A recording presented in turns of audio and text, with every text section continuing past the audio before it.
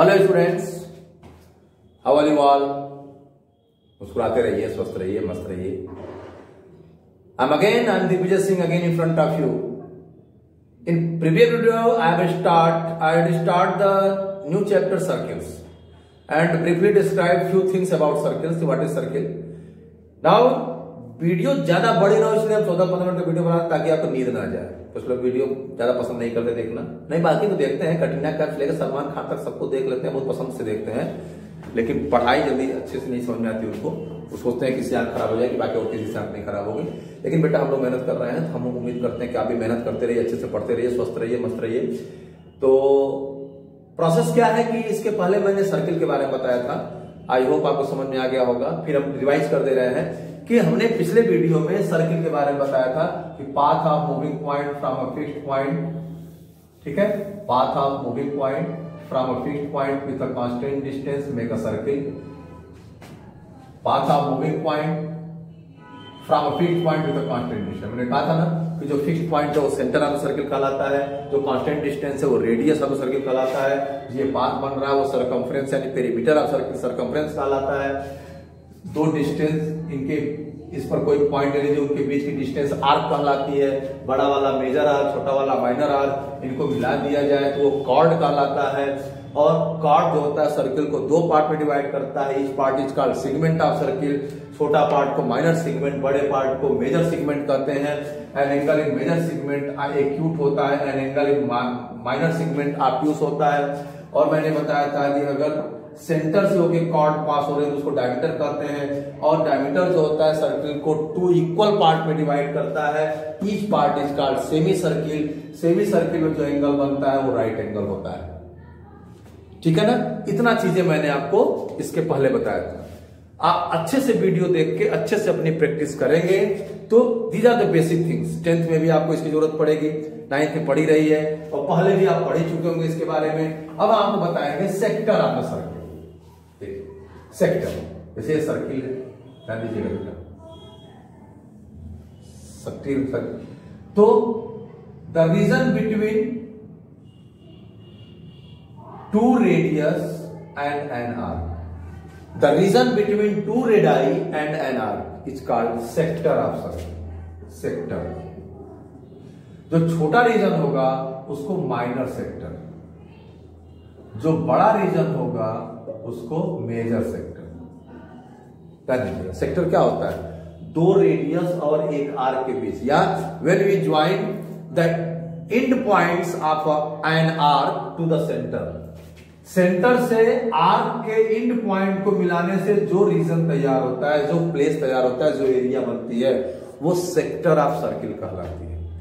जब 10th में जाएंगे तो एरिया रिलेटेड टू सर्किल्स में area of sectors, area of minor segments, ये सारी चीजें पढ़ेंगे। तो यहां का नॉलेज वहां भी काम आएगा। अब इसके बाद एक सर्किल है, क्या समझिएगा, ये सर्किल है, ठीक है। इधर देख लेते हैं, ये सर्किल है,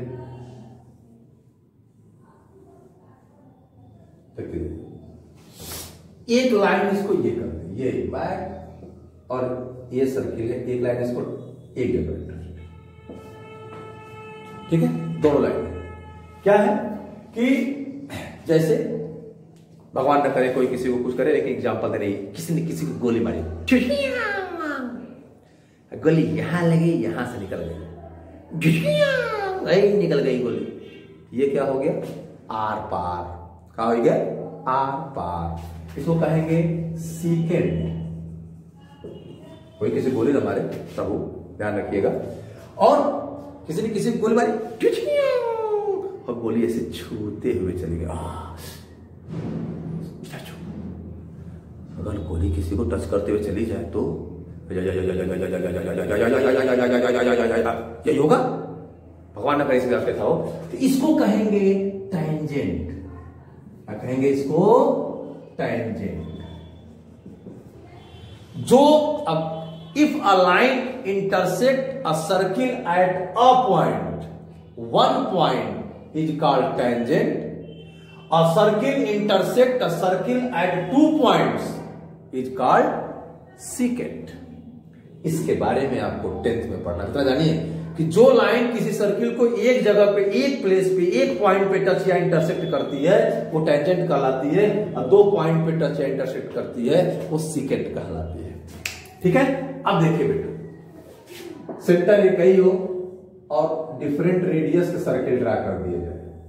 ये same centre, 2 or more circles having a common center with different radius are called concentric circle। उनको कहते हैं कॉन्सेंट्रिक सर्किल्स। यानी एक ही सेंटर से अलग अलग रेडियस के कई सर्किल अगर ड्रा कर दिए जाए तो these circles are called concentric circles. इनको हम कहते हैं कॉन्सेंट्रिक सर्किल्स। ठीक है, तो मैंने आपको क्या बताया? सर्किल। मैंने आपको बताया सर्किल पे स्थित जो सरकमफ्रेंस होता है, रेडियस होता है, सेंटर होता है, सरकमफ्रेंस में 2 पॉइंट के बीच की डिस्टेंस क्या कहलाती है? आर्क। आर्क के एंड पॉइंट जो लाइट में मिलाती है वो कॉर्ड। जो कॉर्ड सेंटर से पास होती है वो डायमीटर। कॉर्ड जो होता है सर्किल को 2 पार्ट में डिवाइड करता है, each part segment of circle. बड़ा पार्ट मेजर सेगमेंट, छोटा पार्ट माइनर सेगमेंट। डायमीटर जो होता है सर्किल को 2 इक्वल पार्ट में डिवाइड करती है, प्रत्येक पार्ट सेमी सेगमेंट या सेमी सर्किल कहलाता है, और उस आर्क को हम सेमी आर्क कहते हैं। ठीक है, उसके बाद मैंने आपको सेक्टर बताया। सेमी सर्किल का एंगल 90 डिग्री का होता है, राइट एंगल होता है। सेक्टर बताया कि region between 2 radius and an arc, 2 radii and an arc, region जो होता है वो कहलाता है सेक्टर। या when we join the end points of an arc to the center make a sector। बड़ा वाला पार्ट को मेजर सेक्टर, छोटा वाला पार्ट को माइनर सेक्टर। फिर मैंने आपको बताया कि if a line intersect a circle at 2 point that is called secant, a line intersect a circle at a point that is called tangent, और उस पॉइंट को कहते हैं पॉइंट ऑफ कांटेक्ट। उस पॉइंट को क्या कहते हैं? Point of contact. क्लियर है? तो बेटा उसके बाद 2 or more circles drawn having the common center with different radius, अलग अलग रेडियस के एक ही सेंटर से कई सर्किल, 2 या 2 से अधिक सर्किल ड्रा कर दिए जाए तो वो कहलाते हैं कॉन्सेंट्रिक सर्किल। ठीक है बेटा, अब हम लोग कुछ और करते हैं। सर्किल के बारे में मैंने पूरी नॉलेज आपको दे दी। आई होप आपको समझ में आ गया होगा, सारी चीजें क्लियर हो गया होगा। ठीक है, अब देखिए क्वेश्चन, जैसे पहला ही क्वेश्चन आपसे पूछेगा। ठीक है, बाकी तो जो भी क्वेश्चन होगा देखा जाएगा उसमें क्या क्वेश्चन पूछता है। जो भी पूछेगा क्वेश्चन आपके एनसीईआरटी में है, if 2 circles are drawn on a plane. एक प्लेन पे, प्लेन कौन है? एयरपोर्ट से उड़ा, पड़ोसी जाकर निकल गया, वो प्लेन नहीं। प्लेन का मतलब फ्लैट एंड स्मूथ सर्फेस, जहां पे कुछ दिखते होते हैं, जो फ्लैट एंड स्मूथ सर्फेस होता है उसको प्लेन कहते हैं। तो जब 2 सर्किल हम ड्रा करते हैं तो उनका इंटरसेक्टिंग पॉइंट्स मैक्सिमम और मिनिमम बताना है। What is the minimum intersecting points and maximum intersecting point? So think about your mind. अपने माइंड के हिसाब से सोचिए। 2 सर्किल हम ड्रा करते हैं तो 3 कंडीशन क्रिएट होगी। एक कंडीशन तो ये होगी, एक कंडीशन ये होगी, और एक कंडीशन ये होगी। इसके अलावा कुछ होगा तो नहीं आपको लग रहा है? इसके अलावा कुछ होगा नहीं। 3 कंडीशन क्रिएट होगी। एक कंडीशन ये जिसमें वो एक दूसरे को छुएंगे भी नहीं, कहीं टच नहीं करेंगे, यानी दुश्मन, एनिमी, तो 0 पॉइंट, यानी और या तो टच करेंगे 1 पॉइंट पे तो 1 पॉइंट, या तो 2 पॉइंट पे टच करेंगे। इसकी ज्यादा कंडीशन नहीं हो सकती। और जब एक सर्किल, सब 2 सर्किल एक दूसरे को 2 पॉइंट पे टच करते हैं तो उन पॉइंट्स को मिलाने से जो लाइन सेगमेंट होता है इसे कहते हैं कॉमन कॉर्ड।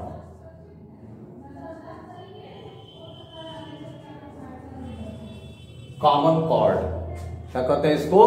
Common chord. यानी इस सर्किल का भी एक कार्ड है और इस सर्किल का भी एक कार्ड है। तो when 2 circles intersect to each other at 2 points, then the line segment between that points is called common chord of each circle। और जब 2 सर्किल ड्रा होगा तो या तो एक दूसरे को इंटरसेक्ट करेगा ही नहीं करेगा, दोनों सर्किल या तो एक दूसरे को इंटरसेक्ट करेगा ही नहीं करेगा, या तो करेगा 1 पॉइंट पे, या तो maximum 2 points minimum 0 points, maximum 2 points minimum 0 points. इस तरीके से क्वेश्चन होता है। और इसमें एक थ्योरम, जो थ्योरम 10.1 आपका पहला है, थ्योरम बहुत सारे हैं, एक हम बता दे रहे हैं कि equal chords of a circle are congruent circle. Theorem 10.1 theorem 10.1 NCERT कि क्या है, equal cards of a circle या टू कॉन्ग्रुएंट सर्किल, इसमें क्वेश्चन में दिया है equal cards of a circle are subtend equal angles at the center. Equal chords of a circle subtend equal angle या congruent circle. Congruent circle क्या होती है? Two circles are congruent if both have same radius. दो circle congruent हो गए, उनका radius same होगा। तो बेटा हम एक ही सर्किल बना, क्वेश्चन में दो सर्किल बना देंगे, दोनों तरीके से हम समझा देंगे। देखिए ये सर्किल, हम एक सर्किल या दो सर्किल बना रहा, दो सर्किल बना लीजिए, इधर समझाते चले जाए। दोनों का रेडियस है, इसका O मान लीजिए सेंटर, इसका P मान लीजिए, और ये कॉर्ड ABC, यहां हमने एक ही ले लिया ABCD centre. A circle given, a circle with center O, ठीक है, chord AB is equal to C।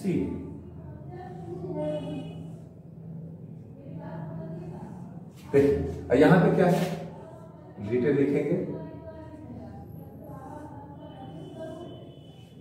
Given है टू सर्किल्स, यहां गिवन हो जाएगा टू सर्किल्स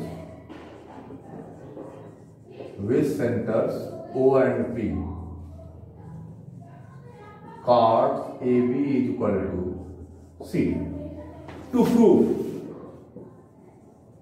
क्या प्रूव करना है कि angle AOB is equal to angle COB। Equal chords of a circle subtend equal angle at the centre, और इसके बाद वाला थ्योरम होगा, इसका कन्वर्स होगा कि if two chords subtend equal angle at the centre then they are equal in length. इसको समझ लीजिए, प्रूफ कर देंगे। यहां वो प्रूफ करना है in triangle OAB and triangle OCD, OA is equal to OC, OB is equal to OD। क्या है ये, रेडाई, फुल फॉर्म रेडियस, ये इसके इक्वल, सब ये चारों आपस में इक्वल है। और बेटा AB is equal to CD एक गिवन है, therefore triangle OAB congruent triangle OCD by side side side rule, therefore